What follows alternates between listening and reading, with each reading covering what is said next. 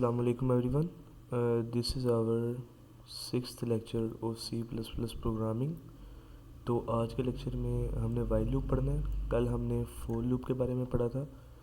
तो while loop होती है basically the while loop continues to execute as long as a specified condition is true. It is suitable for situations where the number of iterations is not unknown beforehand, not known।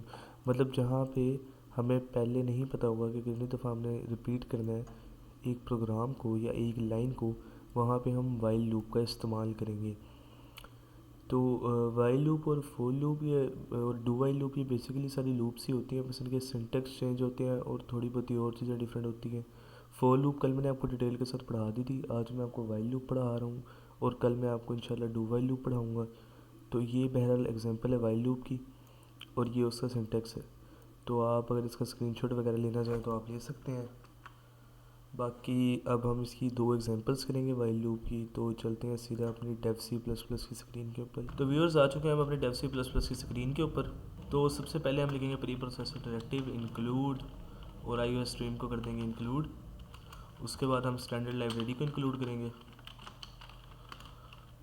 उसके बाद हम entry point लिखेंगे int main और अपने programme को कर देंगे start. हमने सबसे पहले यूज़र से एक नंबर लेते हैं। हम बना रहे हैं बेसिकली वही टेबल का प्रोग्राम लेकिन वाइल लूप के अंदर, जो जैसे हमने फोर लूप के अंदर बनाया था। तो इसका सिंटेक्स थोड़ा सा चेंज होता है, वो मैं आपको बताता हूँ।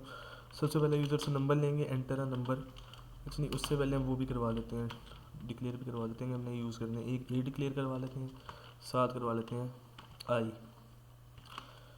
ठीक है, एंटर ए नंबर। उसके बाद हम इसको एंटर कर देंगे ए के अंदर। उसके बाद हम सबसे पहले आई लिखेंगे। जैसे आई हम यहाँ फोर लूप में हम इस तरह लिखते थे, ये इस तरह हम इसके अंदर लगाते थे पहले, फिर आई लिखते थे, आई की वैल्यू जैसे 1 और उसके बाद I is less than equal to वगैरह वगैरह, मतलब इस तरह हम लिखा करते थे 10। उसके बाद हम लिखते थे इंक्रीमेंट डिक्रीमेंट। अच्छा, इसके अंदर है थोड़ा सा डिफरेंट। इसके अंदर हमने इस तरह नहीं करना। इसके अंदर हमने सबसे पहले आई की वैल्यू लिखनी है, जो कि मैं 1 लिख देता हूँ। उसके बाद हमने नीचे जाना है, यहाँ हमने फिर वाइल लिखना है। उसके बाद हमने कंडीशन के अंदर लिखना है I is less than equal to 10।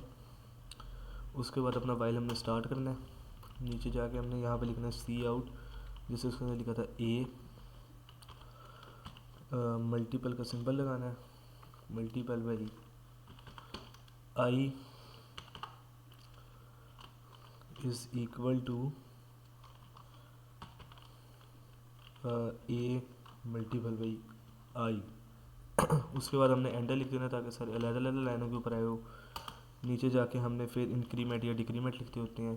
तो ये है वाइल लूप का सिंटेक्स। आप इसका स्क्रीनशॉट वगैरह अगर लेना चाहें तो ले सकते हैं।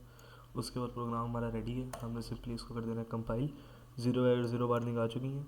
उसके बाद हमने इसको करना है रन। अब मैं कोई नंबर एंटर करता हूँ, जैसे मैं अब 5 एंटर कर देता हूँ तो उसने 5 का टेबल बना के देती है 1 से लेकर 10 तक। अब मैं कोई और नंबर एंटर करता हूँ, जैसे मैं एंटर कर देता हूँ 10 का इसने टेबल बना के दे दी है। तो ये हमारा फर्स्ट प्रोग्राम। अब हम इस तरह का एक और प्रोग्राम बना के देख लेते हैं।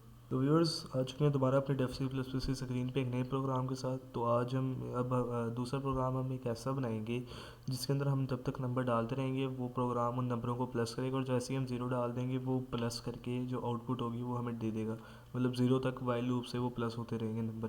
सबसे पहले हम अपना वही लिखेंगे, इंक्लूड IOStream। उसके बाद हम लिखेंगे यूजिंग एम स्पेस std। उसके बाद हम लिखेंगे इंट मेन।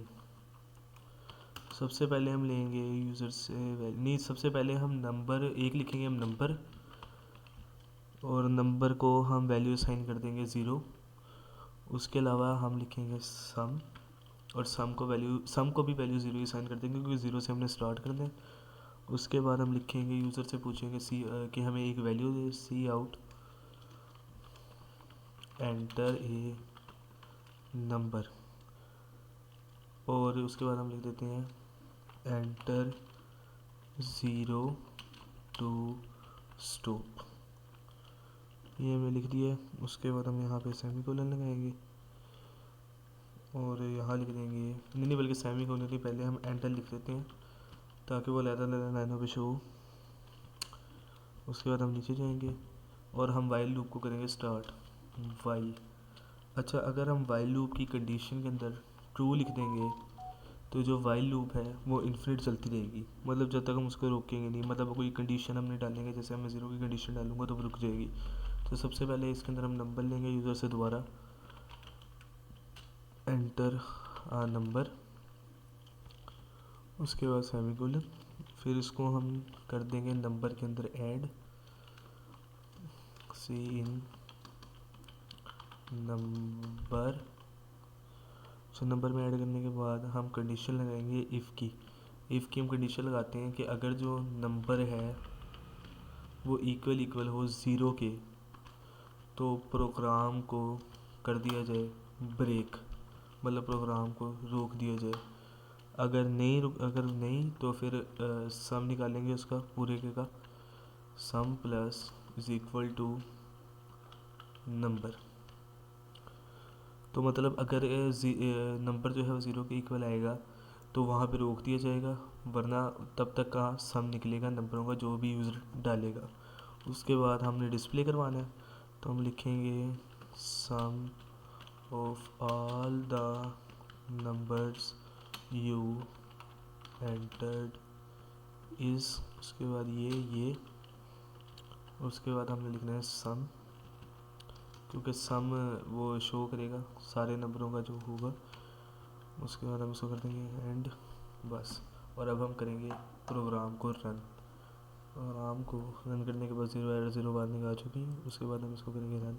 तो अब मैं नंबर डालता रहूँगा 4 5 6 4 4 4। अब मैं 0 डालूँगा तो वो रुक जाएगा और सारे नंबरों का सम मिल जाएगा जो कि है 27। एक दफ़ा दोबारा कर लेते हैं इसको, 45 6 4